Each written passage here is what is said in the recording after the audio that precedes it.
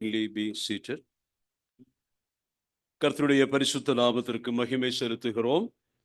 இந்த நாளிலும் மறுபடியுமாக தேவ சமூகத்திலே நம்மை கூடி வரச் செய்த ஆண்டவருடைய தயவுக்காக கர்த்தரை ஸ்தோத்திரிக்கிறேன். ஆசித்தும் வர முடியாத அநேகர் நம்மத்தில் இருந்த போதிலும் கூட தேவனுடைய சமூகத்தை நாடி வருவதற்கான கிருபையை கர்த்தர் கொடுத்தார். நம்முடைய கூடி வருகையிலே அதிகமாய் மகிழ்ச்சியாயிருப்பவர் வேறு யாருமல்ல, நம்மை கூடி வரச் செய்த கர்த்தர். நம்மத்திலே வசித்து நம்மை ஆண்டு கொண்டிருக்கக்கூடிய அருமிரட்சகராகிய இயேசு கிறிஸ்துநாதர் இந்த நாளில் அகமகிழ்கிறார். தம்முடைய பிள்ளைகளுடைய ஐக்கியம், அவருடைய அன்பு, அவருடைய ஒற்றுமை, அவர்கள் ஒருமித்து கர்த்தரை ஆராதிக்கிற ஆராதனை அவரை அதிகமாய் அகமகிழச் செய்கிறது. தேவனை மகிமைப்படுத்தவும் மகிழ்ச்சிக்குள்ளாக்கவும் தக்கதாக தேவன் நம்மை கூடி வர செய்தார். அதற்காக ஸ்தோத்திரம் செலுத்துகிறேன். வனாந்திர பயணத்திலே மறுபடியுமாக ஒரு பாலைவன சோலையிலே தேவன் நம்மை கொண்டு வந்திருக்கிறார். நான் அடிக்கடி அதை நினைவு கூறுவேன். Whenever we gather for the Sunday worship, I used to think that we have been brought in an oasis in the wilderness. This is an oasis. ஒரு பாலைவன பயணிகள் நாம். ஆனால் ஞாயிற்றுக்கிழமையிலே நாம் கூடும் பொழுது we are in the experience of Elim. அந்த அருமையான இடத்திற்கு கர்த்தர் கொண்டு வருகிறார். அங்கே என்ன உண்டு என்று வேதம் சொல்கிறது? அவ்விதமாக நீரூற்றுகள் உண்டு, அங்கே கனிமரங்கள் உண்டு. அதை புசித்து தேவ சமூகத்திலே மகிழ்ச்சியாயிருப்பதற்காக தேவன் நம்மை அழைத்து வந்திருக்கிறார். இந்த கூடுகைக்காக கர்த்தருக்கு நன்றி செலுத்துவோமாக. We have been thinking about or we have been pondering on the subject from Romans chapter 12 and 13. கடந்த வாரத்திலே, கடந்த முறை நாம் ரோமன் நிருபத்தினுடைய 12ஆம் அதிகாரம் 13ஆம் அதிகாரத்தை நாம் மையமாக கொண்டு சில செய்திகளை கொடுக்க ஆரம்பித்தோம். இன்றைக்கும் அதை தொடர்ந்து கொடுக்கும்படியாக நான் விரும்புகிறேன். Let's turn to Romans chapter 12 verse 1 and 2. இந்த வசனம் நாம் ஏற்கனவே வாசித்திருக்கிறோம், அதை நாம் சிந்தித்திருக்கிறோம். ஆனாலும் இந்த நாளுக்கு கர்த்தர் நமக்கு என்ன சொல்ல போகிறார் என்பதை அந்த வசனத்தின் மூலமாக நாம் கற்றுக்கொள்ள போகிறோம். வாசிப்போம். Romans chapter 12 verse 1 and 2. நீங்கள் உங்கள் சரீரங்களை பரிசுத்தமும் தேவனுக்கு பிரியமுமான ஜீவபலியாக ஒப்புக் கொடுக்க வேண்டும் என்று தேவனுடைய இரக்கங்களை முன்னிட்டு உங்களை வேண்டிக் கொள்கிறேன். இதுவே நீங்கள் செய்யத்தக்க புத்தியுள்ள ஆராதனை. நீங்கள் இந்த பிரபஞ்சத்துக்கு ஒத்த வேஷம் தெரியாமல் தேவனுடைய நன்மையும் பிரியமும் பரிபூர்ணமுமான சித்தம் இன்னதென்று பகுத்தறியத்தக்கதாக உங்கள் மனம் புதிதாகிறதுனாலே மறுரூபமாகுங்கள். நன்றி. தேவன் நம்மோடு கூட இந்த நாளில் பேசுவதற்காக இந்த வசனத்தை அவர் பயன்படுத்துவாராக. நாம் கடந்த முறை சிந்தித்த பொழுது 1, 2 வசனங்களிலே முக்கியமாக நாம் பார்த்த விஷயம் என்ன என்பதை ஞாபகத்தில் நீங்கள் வைத்திருப்பீர்கள்.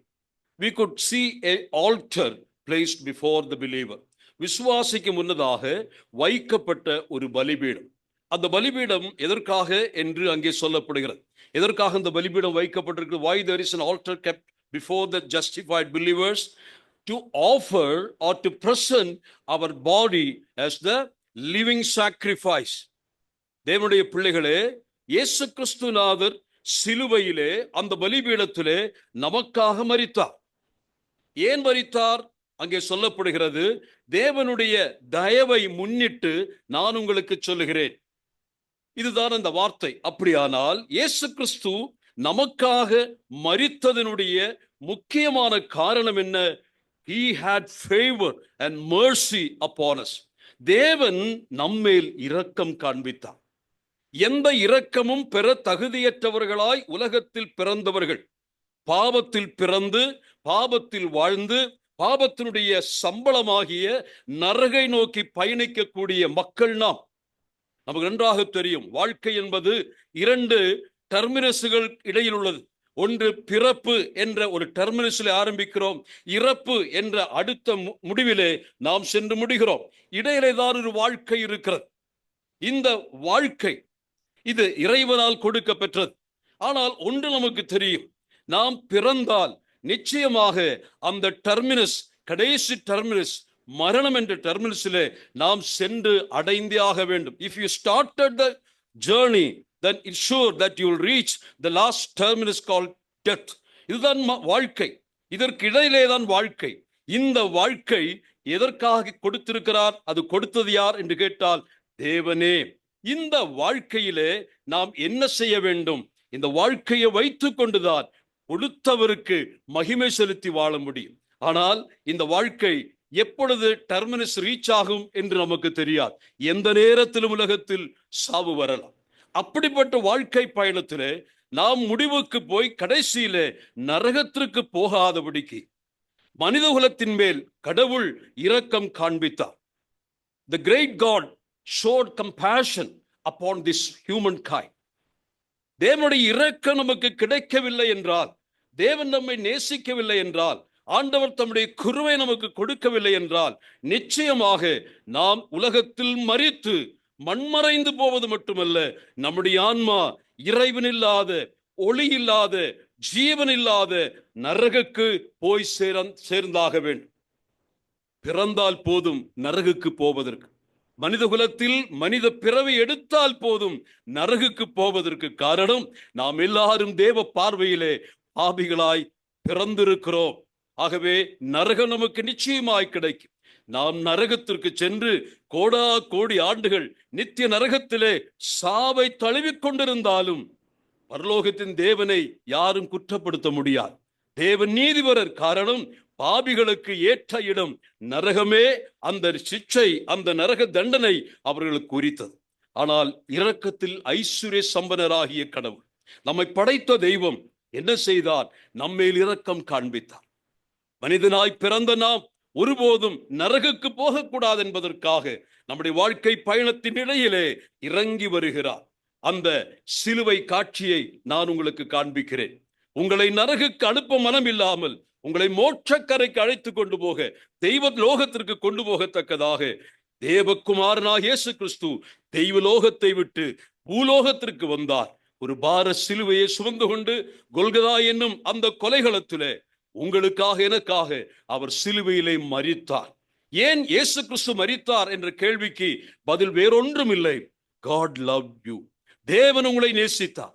கடவுள் உங்கள் மேல் கிருபை காண்பித்தார். இதுவே காரணமாயிருக்கிறார். இங்கே என்னை கவனிக்கக்கூடிய யாராக இன்னும் இந்த தேவ தயவை பெறாமல் இயேசு கிறிஸ்துவானவர் உங்களுக்காக மரித்து உங்களுக்காக நன்மை செய்தார் என்று உணராமல் யாராக இருக்குமையானால், இந்த நாளில் come to a close encounter with the Lord Jesus Christ.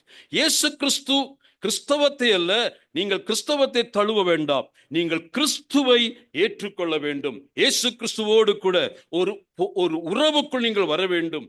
அதுவே உங்க வாழ்க்கையை மாற்றும். என்று சொன்னால், மரணம் என்னும் அந்த கடைசி டெர்மினஸ் முடியும் பொழுது உங்களுக்கு இன்னொரு வாகனம் அங்கே கொடுக்கப்படுகிறது. அந்த வாகனத்தின் வழியாக நீங்கள் தெய்வலோகத்திற்கு, மோட்சக்கரையில நித்திய மெய்வாழ்வுக்கு போவதற்காக பரலோகமே உங்களுக்காக ஒரு வாகனம் மரண வேளையில் தயார் செய்.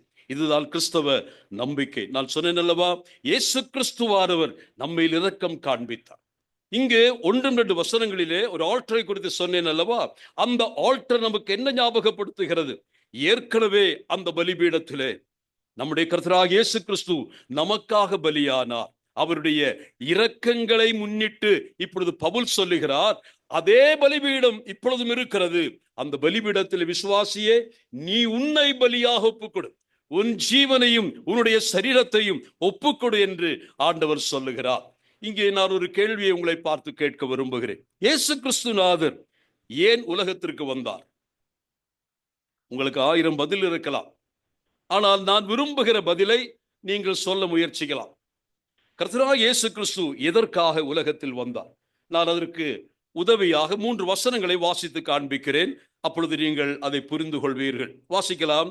முதலாவதாக, அந்த இயேசு கிறிஸ்து உலகத்திற்கு வந்ததின் நோக்கம் அல்லது எதற்காக வந்தார் என்பதை நாம் பார்க்கலாம்.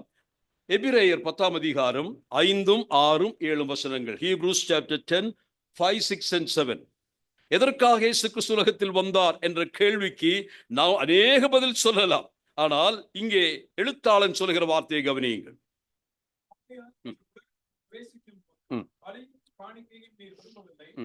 சரீரத்தை எனக்கு ஆயத்தம் பண்ணினீர், சர்வாங்க தகன பலிகளும் பாவ நிவாரண பலிகளும் உமக்கு பிரியமானதல்ல என்றேன்.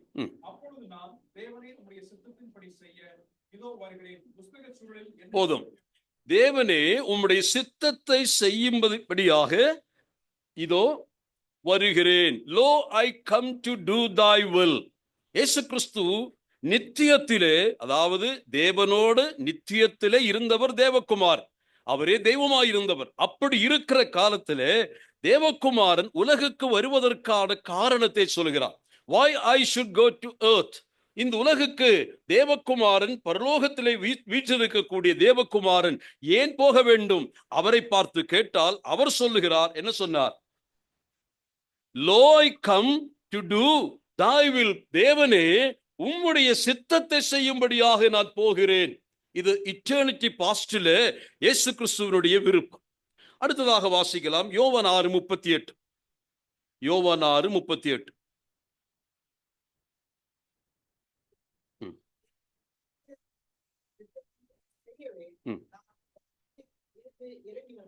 என் சித்தத்தின்படி அல்ல, என்னை அனுப்பினவருடைய சித்தத்தை செய்யும்படியாக வானத்திலிருந்து இறங்கி வந்தேன். இது எப்ப சொல்லப்படுகிறது? நான் வாசிக்கிற வசனம், ஆண்டவர் 5 அப்பங்களினால் 5000 போஷிக்கிற அற்புத வேளையிலே சொல்லுகிறார். அப்போ அவருடைய ஊழிய நாட்களிலே, when he was upon this earth, during the time of his ministry, he is telling that I have come to do the will of the Father who has sent me down. என்னை அனுப்பின பிதாவினுடைய சித்தத்தை செய்வதற்காக வந்திருக்கிறேன். மூன்றாவதாக மத்தேயு 26, 39, 42 வசனங்கள். Matthew 26, 39, 42, 44. சற்று அப்புறம் போய் முகமுற்ற விழுந்து, என் பிதாவே, இந்த பாத்திரம் என்னை விட்டு நீங்க கூடுமானால் நீங்கும்படி செய்யும். ஆகிலும் என் சித்தத்தின் படியல்ல, உம்முடைய சித்தத்தின் படியே ஆக கடவுள் என்று ஜெபம் பண்ணினார். 42, 44. என் பிதாவே, இந்த பாத்திரத்தில் நான் பானம் பண்ணினால் ஒழிய இது என்னை விட்டு நீங்க கூடாததாக உம்முடைய சித்தத்தின்படி ஆக கடவுள் என்று ஜெபம் பண்ணினார். அவர் மறுபடியும் அவர்களை விட்டு போய் மூன்றாம் தரமும் அந்த வார்த்தைகளையே சொல்லி ஜெபித்தார். எந்த வார்த்தைகளை சொல்லி ஜெபித்தார்? பிதாவே, உமக்கு சித்தமானால் இந்த பாத்திரம் நீங்க கடவுள். இந்த கசப்பான பாத்திரம் எனக்கு முன் வைக்கப்பட்டிருக்கிறது. மனித குலத்தினுடைய பாவத்தை நிரப்பப்பட்டிருக்கக்கூடிய பாத்திரம் எனக்கு முன்பாக வைக்கப்பட்டிருக்கிறது. இந்த பாத்திரத்தை குடிக்க வேண்டும் என்பது உம்முடைய சித்தமானால் எனக்கு தடையில்லை. நீங்க கூடுமானால் என்று ஒரு ஆசை வெளிப்படுகிறார். ஏன் காரணம்? அந்த பாத்திரம் அவ்வளவு கடினமானது, அது அவ்வளவு கசப்பானது.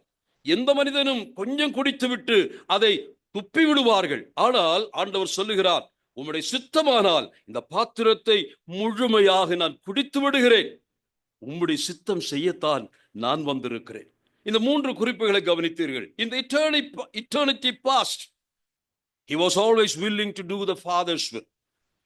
During the time of ministry, he was always aware that he has been sent to fulfill the desires and the will of the Father.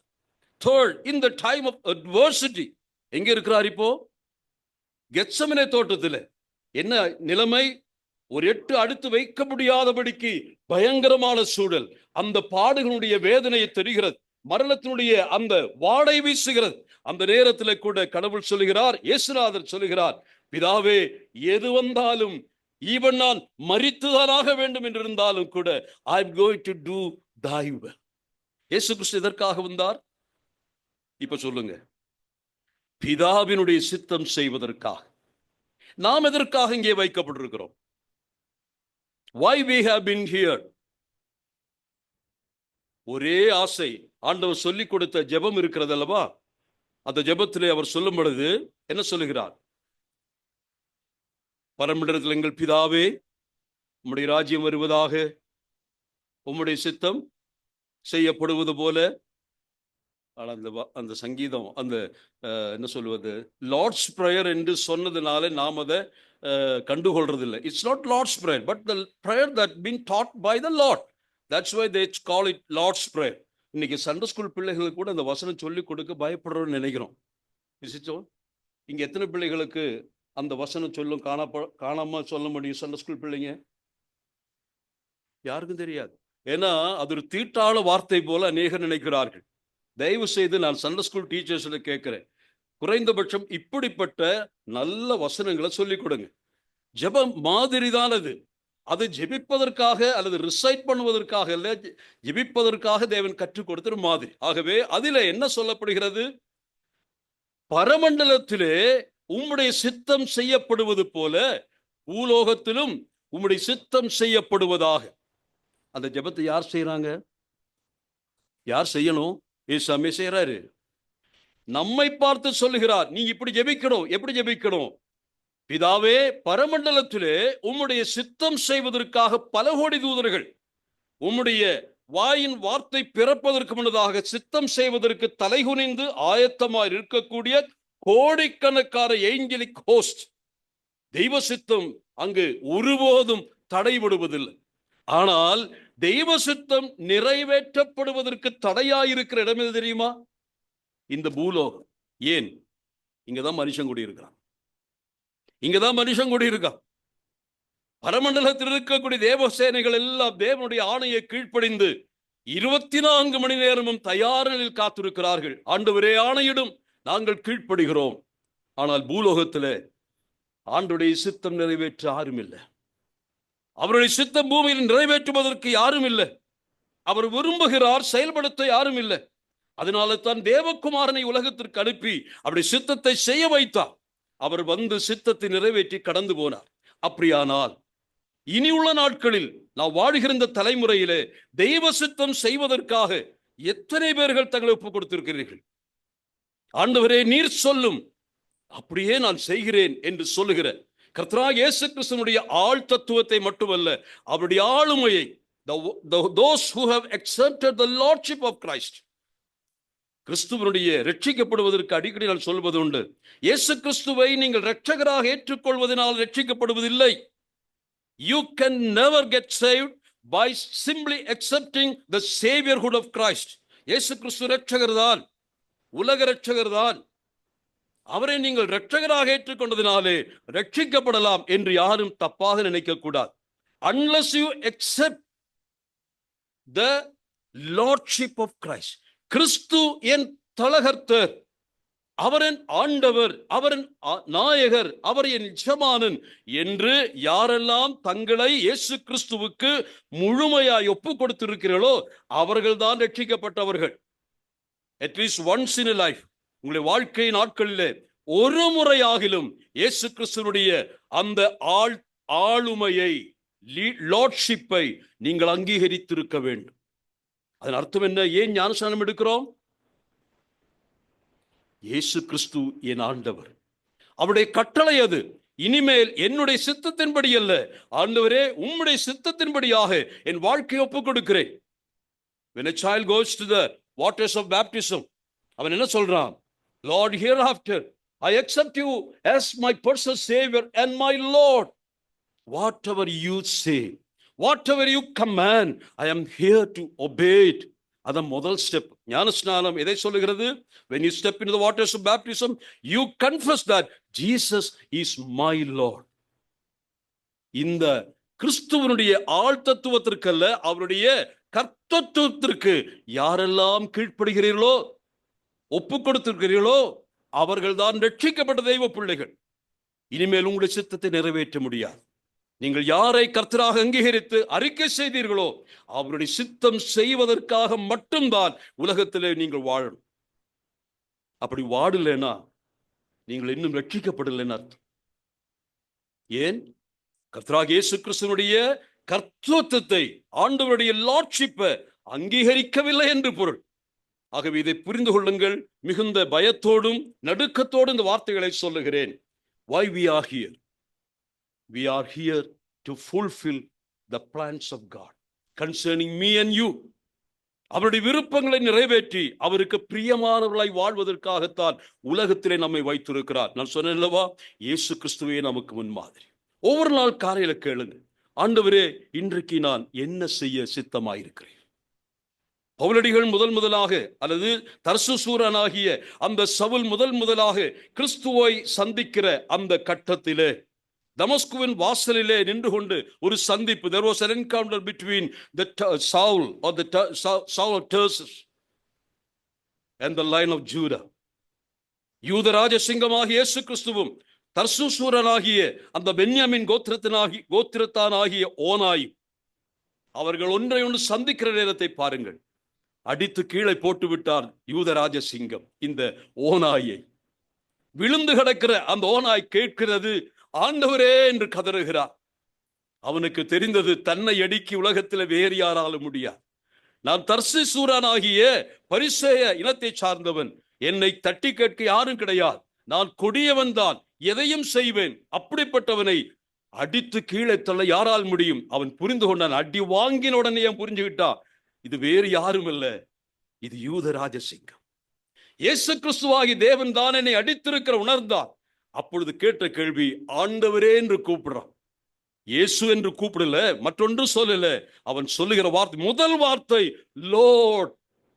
இதுதான் ஒவ்வொரு ரட்சிக்கப்பட்ட பிள்ளையும் முதலாவது ஆண்டவரை கூப்பிடும். ரட்சகரே என்று கூப்பிடுவதல்ல, கர்த்தரே, ஆண்டவரே. அடுத்த வார்த்தை அவன் கேட்கிறான், ஆண்டவரே, you are my Lord, what to you want me to to hear after? இனி நான் என்ன செய்ய நீர் சித்தமாயிருக்கிற சொல்லுங்க. உடனே ஆண்டவர் சொன்னாரா? சொன்னார். நீ இந்த இடத்திற்கு போ. கீழ்ப்படிந்தான். கர்த்தருடைய பிள்ளைகளே, ஒவ்வொரு நாள் காலையிலும் நான் உங்களுக்கு சொல்லுகிறேன், முழங்கால் படியிட்டு காலையில தேவ சமூகத்தில் நீங்கள் அமர்ந்திருக்கும் பொழுது ஒரு வார்த்தை ஆண்டவரை கேளுங்க. God, Lord, thou hast graciously added one more day to my life. என் வாழ்வுக்கு ஒரு நாளை கூட கூட்டி கொடுத்தீங்களே. What is the purpose? What should I do for thee today? உம்முடைய சித்தம் எனக்கு சொல்லுங்க. I want to fulfill it. இப்படி சொல்லுவோமா? இது சொல்ல வேண்டும் என்று கர்த்தர் விரும்புகிறார். இங்கே வாசித்த வசனத்திலே நாம் 1-2 வசனங்கள் வாசித்தோம். அதிலே கடந்த முறை கற்றுக்கொண்டோம், நம்முடைய சரீரத்தை ஜீவ பலியாக ஒப்பு கொடுக்க வேண்டும். எதை முன்னிட்டு பவுல் இதை சொல்லுகிறார்? அங்க வாசித்த முன்னிட்டு என்ற சொல் பவுலுக்கு ரொம்ப பிரியமான சொல் போல இருக்கு. இங்கே வாசிக்கும் பொழுது என்ன சொல்கிறார் பாருங்கள். எதற்காக? 12:1 வாசிக்கிறோம். I beseech you, brethren, by the mercies of the Lord. தேவனுடைய தயவை முன்னிட்டு நான் உங்ககிட்ட கேட்கிறேன். It's not a commandment, it's a request, it's a plea. 1 முதல் 11ஆம் அதிகாரம் வரைக்கும் அவர் டாக்டரை பத்தியே பேசிக்கிட்டு போனார். ஆனால் 12 ஆரம்பிக்கும் பொழுது டியூட்டிஸை பத்தி சொல்ல போறார். We should know, we should be thorough with the doctrines of the word of God. But having known all the doctrinal parts of the word of God, it's your duty to fulfill what is expected of you. எதற்கு doctor சொல்லி கொடுக்கிறாரு? 11 நீண்ட அதிகாரங்கள் வெறும் உபதேசங்கள் தான்.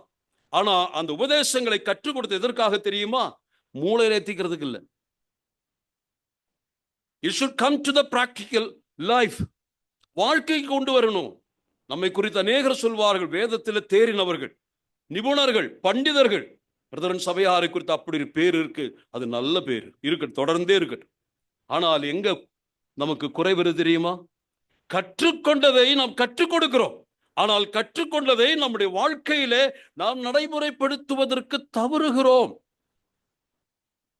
அருமையான சகோதரர் நாகேஷ் அவர்கள் இன்றைக்கு நம்ம மத்தியில வந்திருக்கிறார். அவரும் கடந்த வாரத்தில் அதை தான் பேசி கொண்டு வந்தார். நல்ல பிரசங்கம், நல்ல போதனை, ஆனால் where is the life? அவர் என்னிடத்துல கேட்டது, show Christ through your life, don't preach to us. சரிதானே? நாம என்ன சொல்லுவோம்? don't look at us, look Christ. அவர் அதில் அக்ரி பண்ணல. அவர் சொல்றாரு, இதுக்குன்னு நான் இங்க வரமாட்டேன். If you are able to show Christ and his character through your life, I will follow Christ. இங்க வாசித்த வசனத்திலே தயவை முன்னிட்டு உங்களிடத்துல கெஞ்சி கேட்கிறேன்னு சொல்றார். இங்கே தேவ தயவை குறித்து சொல்லுகிறார். இன்னொரு வசனத்தை வாசிக்கலாம். 2 கொரிந்தியர் 10:1. 2 Corinthians chapter 10:1. பவுலடிகள் தன்னுடைய போதனைகளை கொளுத்துவிட்டு நடைமுறைக்கு அவர்களை ஏவுகிற நேரத்திலே அவர் சொல்லுகிற வார்த்தைகளை நான் சொல்லுகிறேன். பவுலடிகள் ஒருபோதும் பழைய ஏற்பாட்டு காலத்தில் சொல்வது போல சொல்வதில்லை. வாசிப்போம். 2 கொரிந்தியர் 10:1.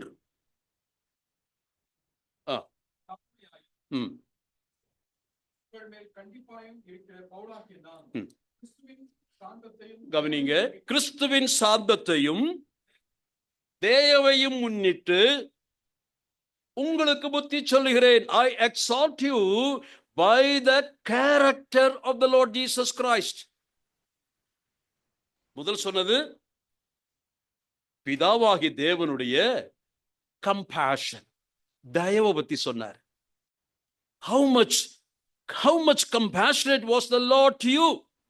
See the cross where the Son of God was mercilessly killed by the hands of the Father. எவ்வளவு இரக்கம் கொடுக்கப்பட வேண்டிய குமாரனுக்கு அதை கொடாமல் தெய்வ இரக்கத்தை என்மேல் சூட்டினாரை, கொலை செய்யப்பட வேண்டிய பாவியாக என்னை நேசித்ததினால் தேவகுமாரனுக்கு கிருபையும் கருணையும் கிடைக்கவில்லை. தேவன் தயவாய் என்மேல் இரக்கமாயிருந்தார். அப்போ தேவன் மேல் வைத்த தயவை நினைச்சு பாருங்க. Just think about the compassion that the Lord shown upon you. What is your response?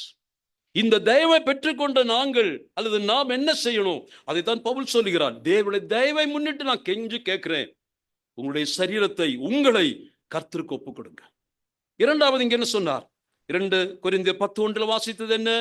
எதை முன்னிட்டு சொல்லுகிறார்? போதிக்க போறாரு. போதிக்கும் பொழுது எதை முன்னிறுத்துகிறார்? கிறிஸ்துவை முன்னிறுத்துகிறார். முதல் பிதாவை சொன்னாரு, இப்பொழுது கிறிஸ்துவை நிறுத்துகிறார். என்ன சொல்றாரு? கிறிஸ்துவனுடைய குணாதிசயத்தை கொஞ்சம் பாருங்க. என்ன குணாதிசயம் கிறிஸ்துவுக்கு இருந்தது? சாந்தமும் தயவும் உடையவர். இயேசு கிறிஸ்துவனுடைய பண்பை பாருங்க. just see the attribute, the wonderful character of the Lord Jesus Christ. Think about it.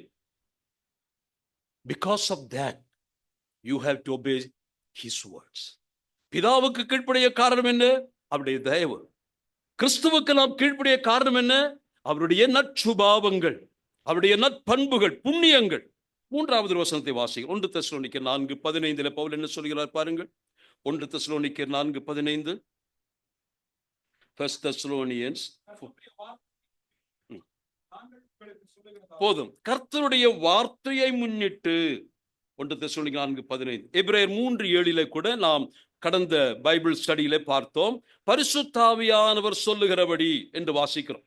அப்போ கர்த்தருடைய வார்த்தையை முன்னிட்டு என்று சொன்னால் வார்த்தை எங்கிருந்து வந்தது? யார் தந்தது? எப்படி வந்தது? எப்படி இந்த வார்த்தை கிடைத்தது? எழுதப்பெற்ற வார்த்தைகள் எப்படி வந்தது?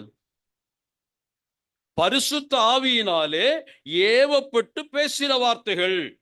அப்போ பவுலடிகள் சொல்லுகிறார், நடைமுறை காரியங்களை உங்களுக்கு நான் ஆலோசனையாய் சொல்லுகிறேன்.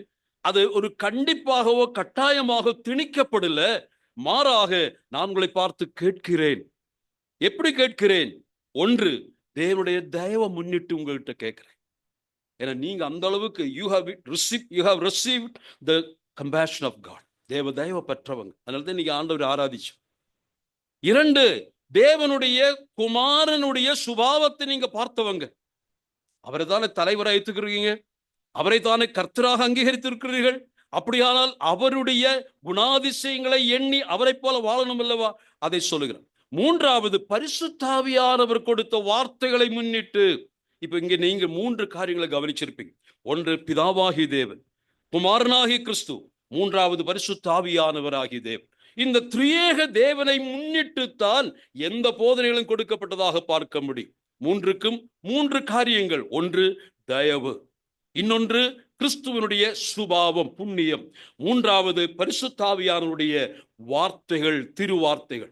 இந்த 3ம் தான் தேவவசனத்தை கீழ்ப்படிவதற்கு நம்மை தூண்ட வேண்டும். Because this word of God has been inspired by the Holy Spirit. இது inspired word of God. இது ஏதோ மனுஷன் சொல்லி வச்ச வார்த்தை அல்ல. பைபிள் என்று சொல்லுகிறது விளையாட்டுத்தனமாக வாசித்து ரசிக்கக்கூடிய புத்தகம் அல்ல. இது நம்மை குறித்தும் தேவனை குறித்து சொல்லப்படுகிற பரிசுத்த புஸ்தகம். ஆகவே இந்த புத்தகத்தை வாசித்து அதை முன்னிட்டு நீங்கள் தேவனுடைய வார்த்தைகளுக்கு கீழ்ப்படிய வேண்டும் என்று சொல்லப்படுகிறது. பழைய ஏற்பாட்டிலே அநேக பரிசுத்தவான்கள் வாழ்ந்திருக்கிறார்கள்.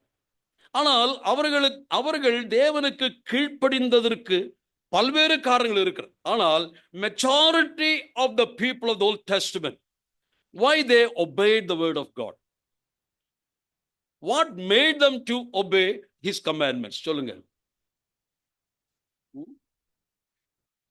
வல்லமையா? Because of the fear of punishment. மன்னிக்கவும், உபாக புத்தகத்தினுடைய கடைசி அதிகாரங்கள், குறிப்பாக 26, 27, 28 வசனம். எந்த அதிகாரங்கள்? ஆசீர்வாதத்தையும் சாபத்தையும் கூறுகிற அதிகாரம் உங்களுக்கு நன்றாக தெரியும். நீளமான தீர்க்கமான ஒரு அதிகாரம். அந்த அதிகாரத்தில் அநேக கட்டளை கொடுக்கப்படுகிறது. ஆனால் கீழ்ப்படிந்தால் ஆசீர்வாதம், கீழ்ப்படியாமல் போனால் சாபம். ஆசீர்வாதத்தை நினைத்து அவர்கள் கீழ்ப்படிந்தார்களா அல்லது சாபத்தை பயந்தவர்கள் கீழ்ப்படிந்தார்களா? பழைய ஏற்பாட்டில் கீழ்ப்படியாவிட்டால் தண்டிக்கப்படுவோம். Because of the fear of curse and punishment, they were forced to obey. அதான் பழைய ஏற்பாடு. ஆனா புதிய ஏற்பாட்டில் நாம் எப்படி கீழ்ப்படுகிறோம்? கீழ்ப்படியலைன்னா அடிச்சிருவாரு, அதனால கீழ்ப்படுகிறோமா? Why we are obeying the word of God? Because of the love for him. ஆண்டவர் நம்மை நேசித்த நேசத்திற்கு முன்பாக நிற்கும் பொழுது, இப்படியும் நேசித்தவரே உம்முடைய சித்தம் செய்ய அர்ப்பணிக்கிறேன் என்று சொல்லுகிற மனநிலைமை நமக்கு இருக்க வேண்டும். பயந்து கடவுளை கீழ்ப்படிய, பயந்து அல்லது ஏதாவது ஸ்கேர்னாலே, ஒரு ஃபியர்ஃபுல்னஸ்னாலே கடவுளுக்கு கீழ்ப்படிவது கிறிஸ்தவம் அல்ல. இன்றைக்கு தேவனுக்கு கீழ்ப்படிந்து அவருடைய சித்தத்தை செய்வது கட்டாயத்தினால் அல்ல, ஒரு ரிச்சுவலினால் அல்ல, ஒரு சடங்கினால் அல்ல. மாறாக, ஆண்டவரே, I am pleased to obey you, not because of the compulsion. கர்த்தருடைய கற்பனைகள் ஒன்றும் பாரம் உள்ளவைகள் அல்ல, அது வேதம் சொல்லுகிறது. ஆனாலும் ஏன் சில சமயம் பாரமாய் தெரிகிறது தெரியுமா? சில சமயத்திலே கர்த்தருடைய கற்பனைகள் நமக்கு பாரமாய் தெரிகிற காரணம் என்ன தெரியுமா? When the love of God diminish, ஆண்டவருக்கு நேராக இருக்கக்கூடிய அன்பு குறையும் பொழுது அவர் நம்மிடத்தில் சொல்லுகிற சில கட்டளைகள், கற்பனைகள் ரொம்ப பாரமா இருக்கு. If you have love for the Lord, any commandment will be so easy to obey. உங்களுக்கு புரியுது நான் நினைக்கிறேன். இன்றைக்கு அந்த அடிப்படையில் நான் சொன்னேன். முன்னிட்டு என்ற வார்த்தையை சொல்லி பவுலடிகள் திரியேக தேவனுடைய பண்புகளை சொல்லித்தான் நம்மை பார்த்து கேட்கிறார். Now are you ready to obey? நாம் 1ஆம் வசனத்திலே வாசித்தது என்ன? அங்கே வாசிக்கிற வசனம் இவ்விதமாயிருக்கிறது. அப்படி இருக்க சகோதரரே, நீங்கள் சரீரங்களை பரிசுத்தமும் தேவனுக்கு பிரியமான ஜீவபலியாக ஒப்புக் கொடுக்க வேண்டும் என்று தேவனுடைய இரக்கங்களை முன்னிட்டு உங்களை வேண்டிக் கொள்கிறேன். இதுவே நீங்கள் செய்யத்தக்க புத்தியுள்ள ஆராதனை. அதாவது அந்த வார்த்தை இதுவே நீங்கள் செய்யத்தக்க புத்தியுள்ள ஆராதனை என்று சொன்னால், காலையில இங்கே வந்து அப்பம் விட்டு ஆராதிக்கிற ஆராதனை குறித்து அல்ல என்று ஏற்கனவே சொல்லி இருக்கிறேன். என்ன ஆராதனை இது? This is a reasonable service, not a worship. This is a reasonable service. அதுக்கு அர்த்தம் என்ன?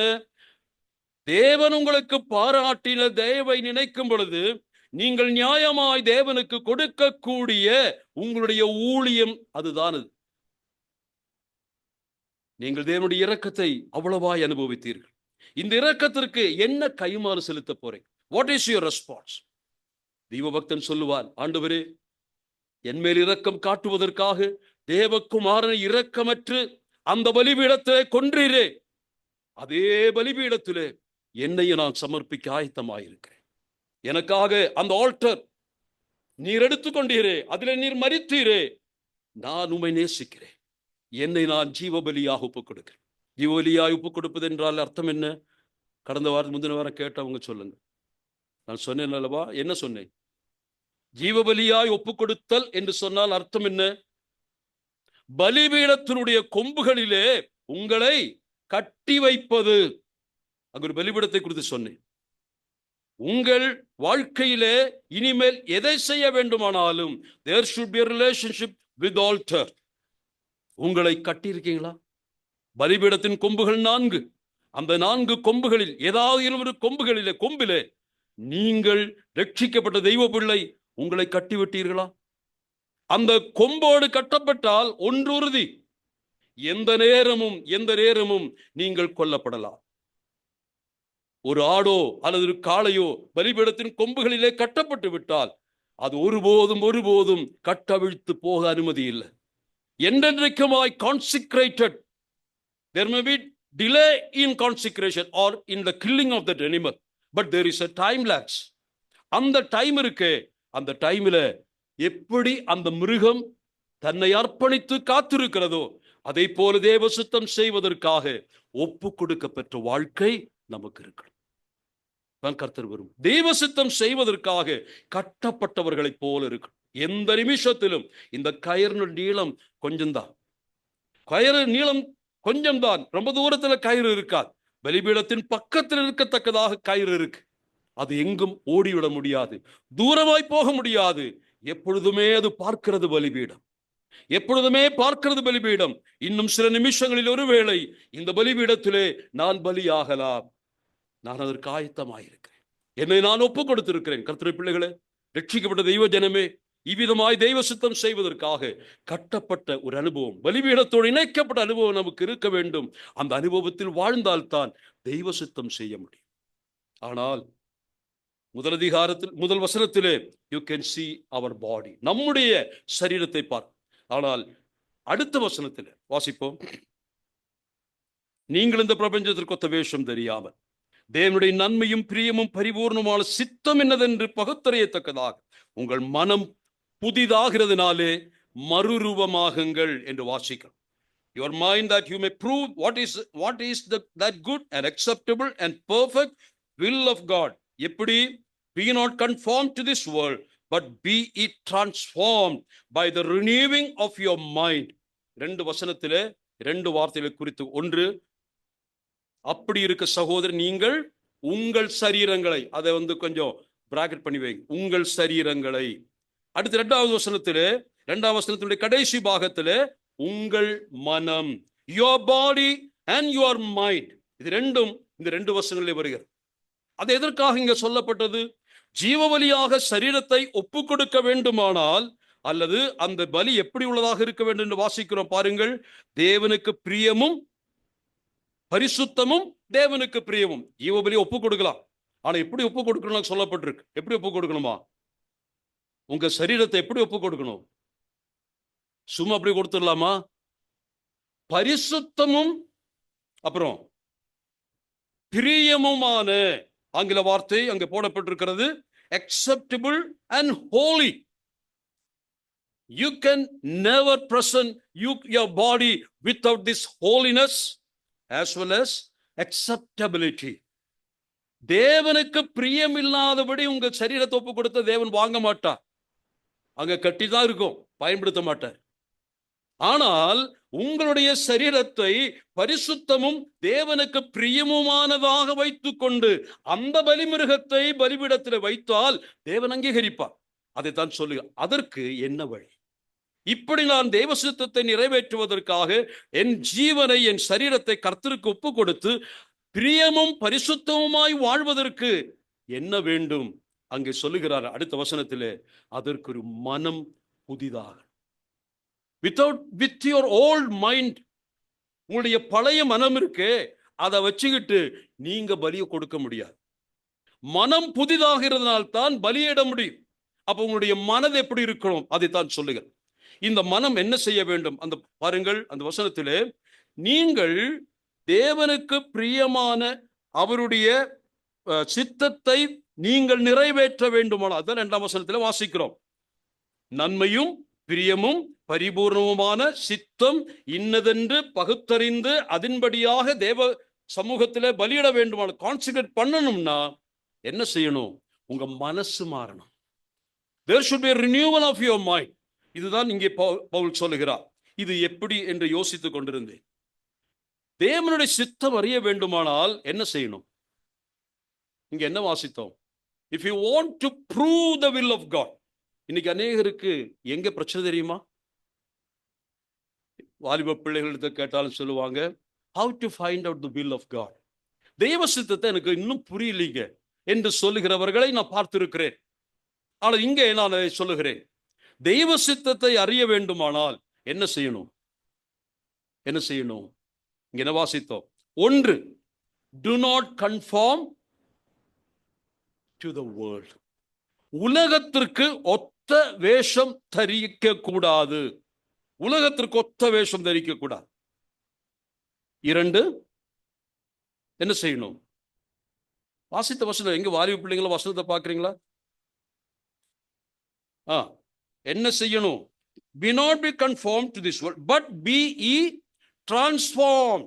Be ye transformed. Metamorphosis. மெட்டமார்போசிஸ் வார்த்தை அங்கே பயன்படுத்தப்பட்டு டிரான்ஸ்ஃபர்மேஷன்.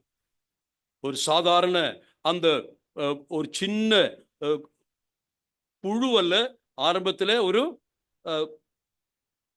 ஒரு பூச்சி போல ஆரம்பிக்குது, கடைசியில தான் வண்ணத்து பூச்சியா மாறுது இல்லையா?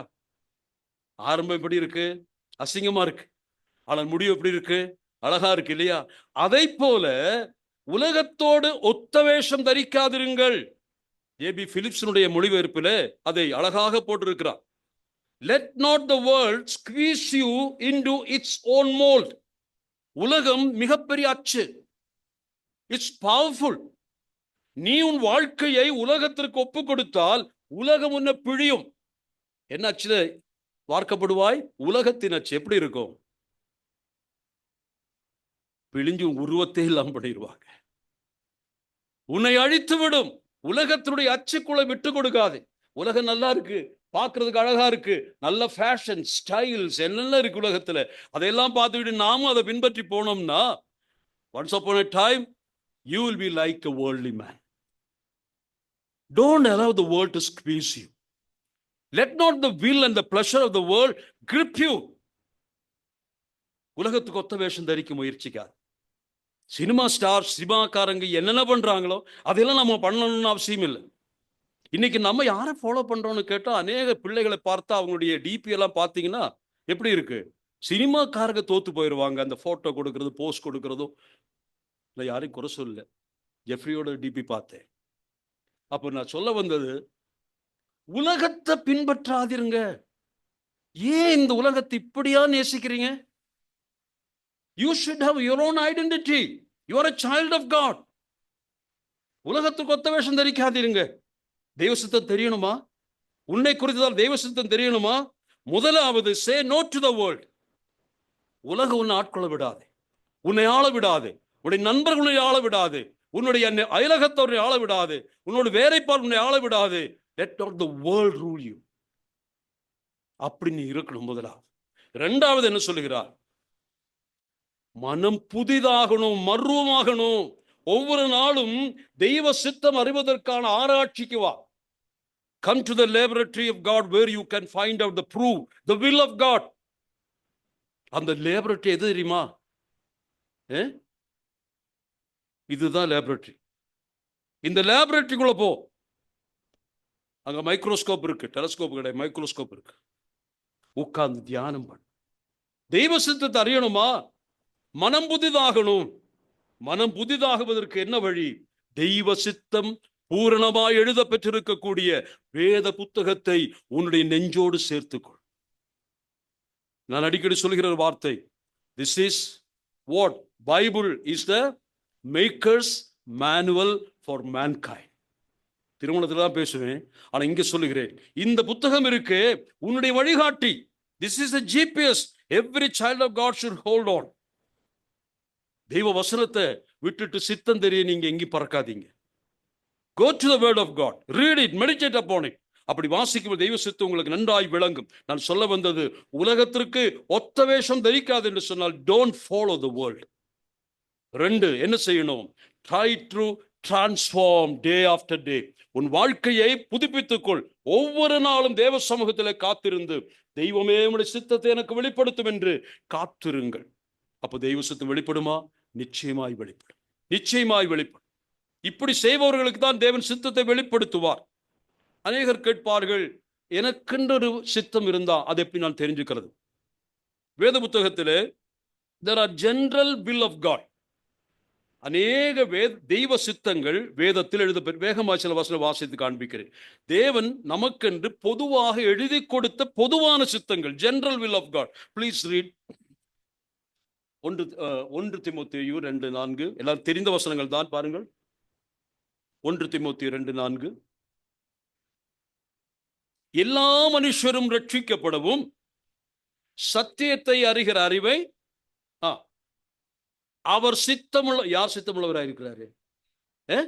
தேவன் சித்தம். அவருடைய பொதுவான சித்தம் என்ன? உலகத்தில் உள்ள அத்துணை பேர்களும் என்ன செய்ய வேண்டும்? ரட்சிக்கப்படணும்னு அவர் ரொம்ப சித்தமா இருக்கு. இதை படிச்ச உடனே நமக்கு என்ன வருது? தேவன் எல்லாரும் ஆத்துமா ரட்சிக்கப்படணும்னு விரும்புறார். அது அவருடைய சித்தம்னு சொல்லிட்டார். நம்ம சித்தம் என்ன? அதே சித்தம் தானே வேண்டும். தெய்வ சித்தத்தை ஏன் தெரிஞ்சுக்கிறது? அப்ப தெய்வ சித்தம் என்ன? எல்லா மனுஷரும் ரட்சிக்கப்படணும்னா நம்முடைய சித்தம் அதுவா இருக்கணும். அப்ப நாம என்ன செய்யணும்? சுவிசேஷத்தை, இரட்சகரை குறித்து சொல்லணும். குறைந்தபட்சம் பக்கத்து வீட்டிலே ஆகிலும், பக்கத்து வீட்டுல உங்களுக்கு 4 அயலகங்கள் இருந்தா குறைந்தபட்சம் இந்த 4 அயலகங்களுக்கு சென்று ஒரு சின்ன நியூ டெஸ்டமென்ட் கையில எடுத்துக்கிட்டு போய் ஒரு டிராக்ட் உள்ள வச்சு உள்ள போங்க. எத்தனை பேர் போயிருக்கீங்க தெரியாது. குறைந்தபட்சம் 4 வீடு, உங்க பக்கத்தில் இருக்கக்கூடிய 4 வீடுகள், அந்த அயலகம். எல்லாரும் ரட்சிக்கப்பட வேணும். நாங்கள் எங்களுடைய ஜெபத்திலே அந்த பக்கத்தில் அத்தனை பேருடைய பெயர்களையும் சொல்லி ஜெபிப்பது வழக்கம். அந்த குடும்பங்களுக்காக ஜெபிப்பது வழக்கம். அதில் ஒரு சிலர் வருவார்கள். அவர்கள் வந்து ஜெபித்து விட்டு போவார்கள். ஏன் ஜெபிக்க வருகிறார்கள்? தன்னுடைய பிள்ளைகளுடைய படிப்புக்காக, திருமணத்திற்காக, ஏதாவது கஷ்டங்கள் வந்தால், நோய்கள் வந்தால், பிரசவ காலங்களிலே கூட அவர்கள் வந்து ஜெபித்து, ஐயா ஒரு ஜெபம் பண்ணிட்டு போங்க, ஒரு ஜெபம் பண்ணுங்க என்று சொல்வது வழக்கம். நான் சொல்ல வந்தது, it's our duty. If you know that the will of God or the will of the Father is that all the human beings should get saved, then what about us? அந்த சித்தம் நாம நிறைவேற்றணும் இல்ல? அதுக்கு என்ன செய்யணும்? இன்னைக்கு தீர்மானம் எடுங்க. இரண்டாவது பொதுவான சித்தம் என்ன? 1 தெசலோனிக்கர் 4:3, 1 தெசலோனிக்கர் 4:3. நீங்கள் பரிசுத்தம் உள்ளவர்களாக வேண்டும். ரட்சிக்கப்பட்டால் மட்டும் போதாது, ரட்சிக்கப்பட வேண்டும் என்று தெய்வ சித்தம். ஆனால் ரட்சிக்கப்பட்ட ஒவ்வொரு தெய்வ பிள்ளையும் பரிசுத்தத்தின் மேல் பரிசுத்தம் அடைய வேண்டும் என்பது தெய்வ சித்தம். நாம் என்ன செய்யணும்? தெய்வ சித்தம் புரிஞ்சுக்கிச்சு இல்லையா? நாம் என்ன செய்யணும்? நாள்தோறும் நம்மை பரிசுத்தம் அடைய செய்யணும். பொசிஷன்லி we are sanctified. அது நமக்கு தெரியும். தியாலஜி படிக்கிறவங்க எல்லாம் சொல்லுவாங்க. ஸ்தானவாரியாக நாம் எல்லாம் பரிசுத்தவான்கள். ஏன்னா கொரிந்து பட்டணத்தில் சபையை பார்த்து எப்படி கூப்பிடுறாரு? பரிசுத்தவான்கள் இருக்கிறதுலே பொல்லாதவங்க. ஆனா அவங்களை எப்படி கூப்பிடுறாரு பவுல்? செயின்ஸ்னு கூப்பிடுறாரு. That is positional sanctification. ஆனால் ஒவ்வொரு தெய்வ பிள்ளையும் ரட்சிக்கப்பட்ட பின்னதாக பரிசுத்தத்தை பாதுகாக்கணும் என்று சொல்லுகிறார். பரிசுத்தத்தின் மேல் பரிசுத்தம் அடையணும். You have to sanctify yourself. அப்ப அந்த சித்தத்தை ஆண்டவர் சொல்லிட்டார் இல்லையா? மூன்றாவது சித்தம், பொதுவான சித்தம், 1 தெசலோனிக்கர் 5:18.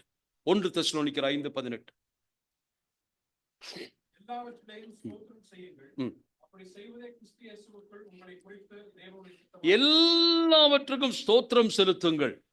ரட்சிக்கப்பட்டதற்காக ஸ்தோத்திரம், பரிசுத்தமாக்கப்படுவதற்காக ஸ்தோத்திரம். இப்பொழுது என்ன சொல்லுகிறார்? எப்பொழுதும் எல்லாவற்றுக்காகவும் என்ன செய்யணும்? ஸ்தோத்திரம் செலுத்துறது என்ன அர்த்தம்? சிலர்லாம் பார்க்க உட்கார்ந்துட்டு எப்படி ஸ்தோத்திரம் இப்படி ஸ்தோத்திரம் செலுத்துறது இல்லை. மூச்சுக்கு 300 ஸ்தோத்திரம் சொன்னதுனால ஸ்தோத்திரமாக அவங்க என்ன சொல்றாங்க? கண்ணை மூடிட்டா இதுதான் சத்தம் வரும். அப்படி ஸ்தோத்திரம் செலுத்துறதை பத்தி சொல்லலைங்க. ஒவ்வொரு தனிப்பட்ட சம்பவங்களை எடுத்துக்கிட்டு, அது நல்லதோ கெட்டதோ, சந்தோஷமோ சங்கடமோ எதுவானாலும் அந்த சம்பவத்தை அதை கையில் எடுத்துக்கிட்டு, ஒருவேளை அருமையானவருடைய மரணமாக இருக்கலாம், திடீரென்று ஒருவருக்கு கேன்சர் வந்ததாக செய்தி வந்திருக்கலாம், எடுத்து வச்சு கர்த்தாவே ஸ்தோத்திரம், நீர் நல்லவர், அந்த மனநிலை வேண்டும் என்று கர்த்தர் விரும்புகிறார். You should be always be thankful, not murmuring, grudging, complaining. அப்படி இருக்கக்கூடாது. கர்த்தருடைய பிள்ளைகள் எப்பொழுதுமே தங்களுடைய வாயிலே ஸ்தோத்திரம், praise the Lord என்று தெளிவா சொல்லுங்க. நம்ம பிள்ளைங்களுக்கு கூட சொல்லிக் கொடுக்கிறதை நான் பார்த்துருக்கிறேன். நான் சொல்றேன், இங்க வரும் பொழுதே சின்ன குழந்தைகளோ பெரியவர்களோ ஒருவர் சந்திக்கும் பொழுது praise the Lord, praise the Lord என்று சொல்ல கத்துக்கணும். நேற்று தினத்தில் லார்ட்ஸின் வீட்டுக்கு போன பொழுது அருமையான டார்பி வந்து என்னை வீட்டுக்கு வாங்க, வீட்டுக்குள்ளதான் போயிட்டு இருக்கேன், வாங்க, praise the Lord, ரொம்ப சந்தோஷமா இருந்துச்சு. பிள்ளைகளுக்கு சொல்லிக் கொடுங்க. யாரை, பெரியவர்களையோ சிறியவர்களையோ யாரை பார்த்தாலும், if you see a saint, a child of God, உங்க கூட அப்பம் விட்டு ஆராதிக்கிற ஒரு தெய்வ பிள்ளையை நீங்க பார்த்தா, எங்க பார்த்தாலும், அங்கேயோ உள்ளே எங்க பார்த்தாலும், ஃபர்ஸ்ட் டைம் பார்க்கும் பொழுது பிரைஸ் தி லார்ட் என்று சொல்லும் பொழுது உங்க மனநிலை எவ்வளவு விரிவானது, எவ்வளவு அன்புள்ளது, எவ்வளவு நன்றியறிதல் உள்ளது என்பதை ஆண்டவர் விரும்புகிறார். இந்த 3 4வது ஒன்று கூட வாசிக்கலாம். 1 பேதுரு 2:15. 1 பேதுரு 2:15. தேவனுடைய இன்னொரு சித்தத்தை கூட சொல்லப்பட்டிருக்கு. பொதுவான சித்தத்தை சொல்லுகிறேன்.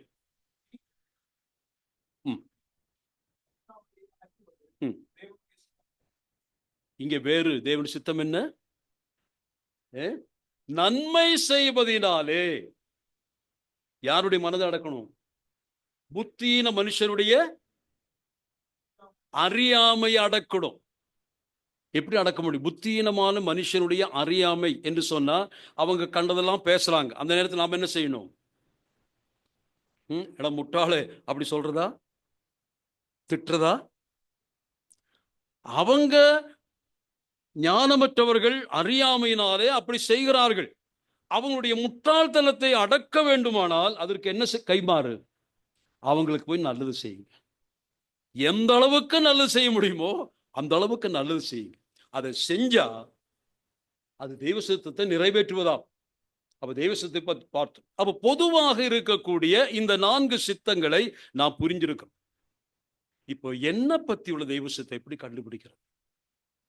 நான் எங்கே குடியிருக்கணும், எந்த வேலைக்கு போகணும், எந்த படிப்பை படிக்கணும், யாரை கல்யாணம் பண்ணணும், இதெல்லாம் எப்படி தெரியும்? அப்ப தேர் இஸ் ஜெனரல் வில், அது நான் பார்த்தோம். But there are specific will for each individual. தேவன் ஒவ்வொரு தனிநபருக்கும் தனித்தனியாக தெய்வ சித்தத்தை வச்சிருக்கிறார். அந்த தெய்வ சித்தத்தோடு நீங்க அலைன் ஆனாதான் உங்க வாழ்க்கை செழிக்கும். தெய்வ சித்தத்திற்கு முரணாக உங்க பயணம் இருக்குமையானால் ஒரு கிராஷ், விபத்து, அழிவு. அப்ப தெய்வ சித்தத்தினுடைய பாதையில நீங்கள் உங்களை அலைன் பண்ணிட்டீங்கன்னா, அந்த சித்தத்தின்படி நீங்க ஒழுகினீங்கன்னா இலக்கை அடைய முடியும். அப்போ இங்கே 4 பொதுவான சித்தத்தை சொல்லிச்சு. இப்ப உங்களுக்கு உங்க தனிப்பட்ட சித்தம், தேவன் உங்களுக்காக வைத்த சித்தத்தை தெரியணும்ல? எத்தனை பேர் ஆசைப்படுறீங்க? அநேக வாலிப பிள்ளைங்க இப்பவே ரொம்ப யோசிச்சுட்டு இருக்காங்க. எங்கடா வச்சிருக்காங்க, அதெல்லாம் யோசிச்சுட்டு இருப்பாங்க. எப்படி கண்டுபிடிக்கிறது தெய்வ சித்தத்தை என்று யோசிப்பாங்க. நான் சொல்றேன். முதலாவது, ஏற்கனவே வெளிப்படுத்தப்பட்ட தெய்வ சித்தம் இருக்கு இல்லையா? என்ன சித்தம்? 4 சித்தங்களை பத்தி பார்த்து, இந்த சித்தத்திற்கு முழுமையா கீழ்ப்படிஞ்சு அதை செஞ்சு முடிச்சீங்கன்னு வைங்க, உங்களுக்கான specific will be revealed automatically. வெளிப்படுத்தப்பட்ட எந்த சித்தத்தை நான் செய்ய மாட்டேன். நான் சுவிசேஷம் சொல்ல மாட்டேன். இதை நான் பார்த்தோம். ஸ்தோத்திரம் செலுத்த மாட்டேன். பை த பை, ஒரு வார்த்தை நான் யூத்துக்கு சொல்றேன். ஸ்தோத்திரம் செய்வதே தகும். ஆராதனை வேளைகளில் கர்த்தருடைய பிள்ளைகளே, தேவ இரக்கம் பெற்ற நீங்கள் தேவனுக்கு என்ன கைமாறு கொடுத்தீங்க? ஞானஸ்நானம் பெறுவதற்காக அநேக ஆசிக்கிறீங்க. ஏற்கனவே ஞானஸ்நானம் பெற்றவர்கள் எங்கே? உங்களுடைய சத்தம் எங்கே கேட்கப்படுகிறது? ஸ்தோத்திரம் செலுத்துவதற்கு முந்திக் கொள்ளுங்கள். அடுத்த வாரத்தில் என்னுடைய ஆசையை நான் சொல்லுகிறேன். ஞானஸ்நானம் பெற்று இதுவரைக்கும் எழுந்து நின்று ஆண்டவரை சபையிலே துதிக்காதவர்கள், ஸ்தோத்திரம் செலுத்தாத வாலிப பிள்ளைகள் இருக்குமேயானால், அடுத்த வாரம் வாலிபருடைய ஞாயிற்றுக்கிழமையை மாத்துங்க. இளங்காளைகள் எழும்பட்டும். தெய்வ சபை அப்படியே என்ன சொல்வது, கிழட்டு சபையா மாறிடக்கூடாது. யங்ஸ்டர்ஸ், நான் பேர் எடுத்து சொல்ல மாட்டேன். உங்களை பார்க்கும் பொழுதே நீங்க புரிஞ்சுக்க. ஸ்தோத்திரம் செய்யுங்க, கர்த்தருக்கு ஸ்துதி செலுத்துங்க. அது தேவன் உங்களை குறித்து வைத்த சித்தம். இந்த சித்தங்களை நிறைவேற்றாமல், ஆண்டவரே எனக்கான ஸ்பெஷல் சித்தத்தை வெளிப்படுத்துங்க, God will never reveal it. இன்னொருத்தருக்கு வெளிப்படுத்த மாட்டார். அது நான் சொல்றேன். யாருக்கு வெளிப்படுத்த மாட்டார் தெரியுமா? ஆண்டவரே உங்களுடைய சித்தம் எனக்கு வெளிப்படுத்தும். ஆனா அந்த சித்தனுக்கு பிடிச்சதுன்னா நான் கீழ்ப்படுகிறேன். I just want to know the will concerning me. If it is fitting for me, அப்படின்னா கீழ்ப்படுகிறேன். Don't expect God to reveal His will to you people. என்ன அர்த்தம் சொன்னேன்? சித்தம் தெரிய விருப்பம் இருக்கு. சொல்லுங்க பார்க்கலாம். அது எனக்கு பிடிச்சதுன்னா நான் கீழ்ப்படுகிறேன். அப்படிப்பட்ட ஒருத்தருக்கும் தேவன் தம்முடைய சித்தத்தை வெளிப்படுத்த மாட்டார். நான் சொல்லுகிறேன், இப்படி யாருக்கு வெளிப்படுத்துவார்? நான் சொல்லுகிறேன், ஆண்டவரே உம்முடைய சித்தத்தை நீர் வெளிப்படுத்தினீரே, ஆனால் அதை 100% நான் கீழ்ப்படிவேன். அப்படி தேவனோடு கூட ஒரு பொருத்தனை பண்ணவங்களுக்கு தேவன் தம்முடைய சித்தத்தை வெளிப்படுத்துவார். இதை நீங்க மறந்துடாதீங்க. நான் முடிக்க விரும்புகிறேன். தேவ சித்தம் எவ்வளவு மேலானது. இந்த சித்தத்தை அறிவதற்கான 4 வசனங்களை நான் உங்களுக்கு வாசித்து காண்பிக்கிறேன். Please try it all. அதை வாசிக்கலாம். எபேசியர் 5ஆம் அதிகாரம். தயவு செய்து தெய்வ சித்தத்தை அறிவதற்கான சில வழிமுறைகளை சொல்லி நான் நிறைவு செய்கிறேன். பாருங்கள், எபேசியர் 5:17-18.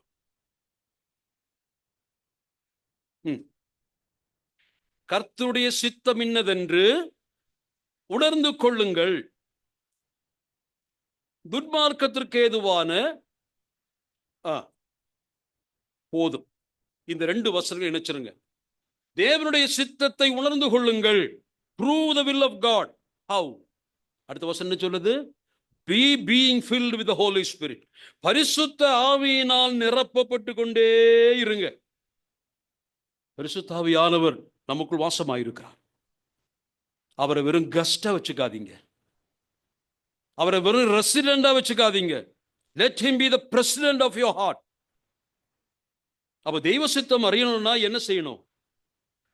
Come under the control of the Holy Spirit.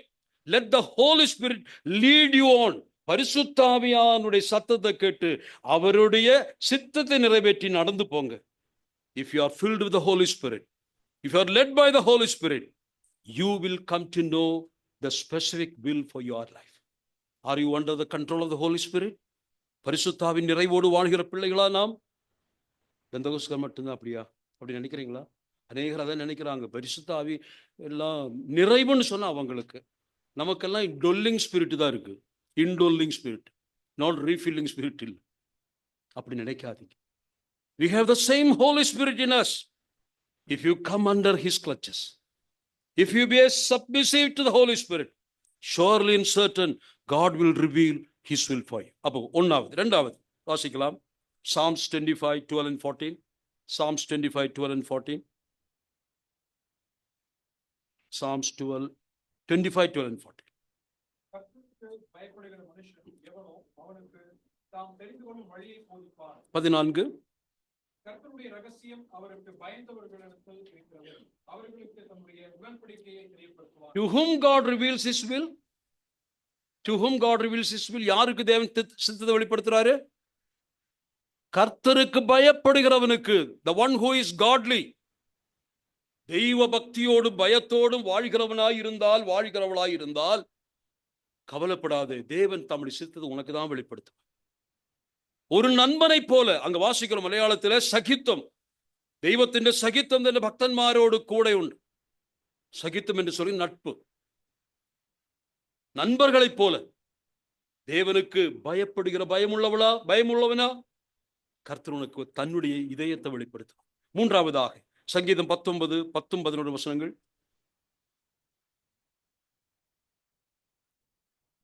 19ஆம் சங்கீதம் 10-11 வசனம்.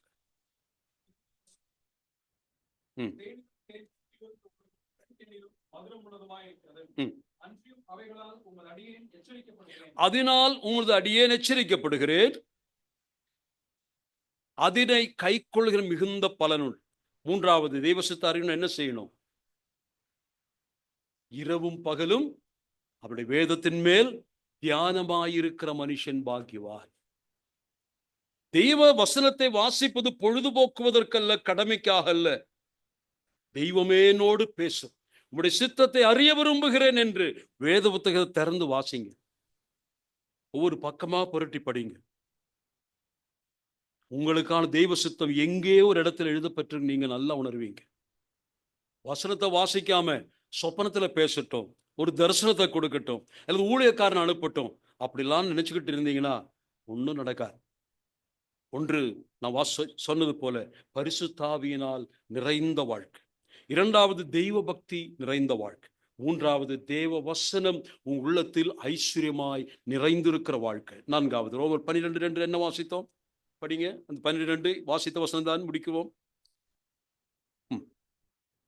பை த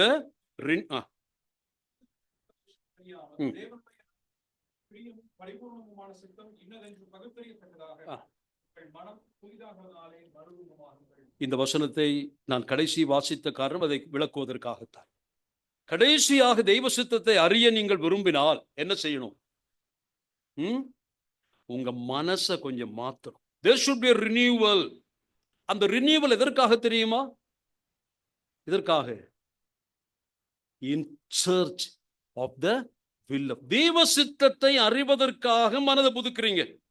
அப்ப உங்களுடைய ஆர்வம், ஆவல் தெய்வ சித்தம் அறியணும். அந்த தெய்வ சித்தம் எப்படிப்பட்டது என்று அங்கே சொல்லப்பட்டிருக்கு. அங்க என்ன 3 வார்த்தை என்ன வார்த்தை பயன்படுத்தப்பட்டிருக்கு? பைபிளை கொஞ்சம் கவனிச்சு பாருங்க. என்ன 3 வார்த்தை? What is the special nature of the will of God? 3 வார்த்தை இங்கிலீஷ்ல. முதலாவது குட் அல்லது நல்லது, அடுத்தது acceptable, அடுத்தது perfect. இந்த 3 இங்கிலீஷ் வார்த்தைகளை மனதில் பதித்துக்கொள். Good, acceptable, perfect. தேவன் உங்களுக்காக வைத்திருக்கக்கூடிய சித்தம் என்ன தெரியுமா? It's always good to you. It's always good to you.